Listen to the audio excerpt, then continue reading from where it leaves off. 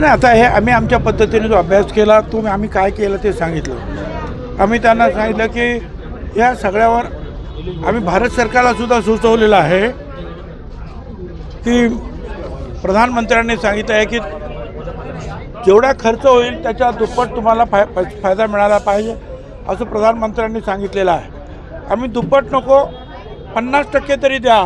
जर 1,500 रुपये आज क्विंटलला खर्च आहे तर 50% वाढवा आणि तो 2,500 रुपये त्याला कांद्याला हमी भाव द्या।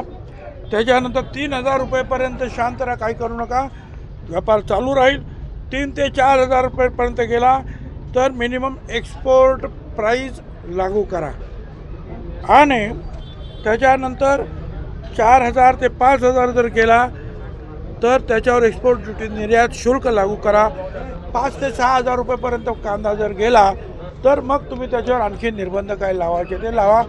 हे आम्ही मंत्रिमंडळात सांगितलं आणि रावल जे आहेत पणन मंत्री त्यांना पण दिलं आणि ते भारत सरकारबरोबर याच्याशी चर्चा करत आहेत। आता त्यांचं म्हणणं आहे की आमचा एक्सपोर्ट बंद झाला, पण आता आपल्याला कल्पना आहे की बांगलादेश आणि आपल्या शेजारच्या काही देशांबरोबर जे काही अडचणी निर्माण झाल्या त्याची आपल्याला चांगली कल्पना। त्याच्यामुळे द्राक्षाचा जो तिथे होणारा जो आहे एक्सपोर्ट थांबला, कांद्याचा थांबला, त्याचंसुद्धा आपलं नुकसान झालेलं आहे। त्यांचं असं म्हणणं होतं, ते म्हणणं तर आम्ही पहिल्यांदा मांडलेलं आहे की तुम्ही मध्येच जो आहे एक्सपोर्ट थांबवू नका, त्याच्यामुळे तिकडचं आमचं गिराईक जे आहे फॉरेनचं ते तुटतं। हे बरोबर आहे, कारण व्यापार हे त्यांचा तिकडच्या व्यापाऱ्यांचा विश्वास तुटता कामा नये। आणि मग रेल्वेचं आहे तर रेल्वेच्या याच्यासाठी सुद्धा आम्ही प्रयत्न करतो।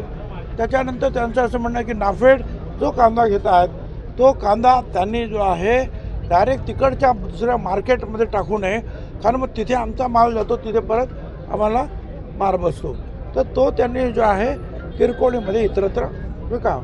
तर अशा त्यांच्या काही सूचना आहेत, त्याचा निश्चितपणे मी जे काही संबंधित आमचे मंत्री आहेत त्यांच्याकडे त्याच्याशी चर्चा करेन। नाही पैसे मिळत नाही, शेतकऱ्यांना नाही मिळत नाही, तर नाफेडचा जो नाफेड पण तो तीसुद्धा चांगली सूचना आहे आणि नाफेड जर तयार असेल तर रेशन दुकानदारांचं खातं आमच्याकडे, आम्ही त्यांना ताबडतोब परवानगी देऊ, पण नाफेड बरोबर मी चर्चा करतो।